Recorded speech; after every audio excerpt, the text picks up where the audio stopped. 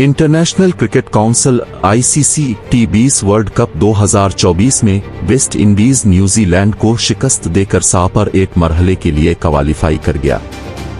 T20 world cup के नवीं addition में आज ग्रुप सी में मेजबान वेस्ट इंडीज और न्यूजीलैंड की टीमें मद्दमुकाबिल आईं। वेस्ट इंडीज ने 13 रन से कीवीज को शिकस्त देकर सापर 8 मरहले में जगह बना ली। ICC के ज़ेर एहतमाम वर्ल्ड कप के 26वें मैच में न्यूजीलैंड ने टॉस जीतकर मेजबान वेस्ट इंडीज को बैटिंग करने की दावत दे दी। वेस्ट इंडीज ने पहले बैटिंग करते हुए मुकर्ररा ओवर्स में 9 विकेटों के नुकसान पर न्यूजीलैंड को जीत के लिए 150 रन का हदफ दिया।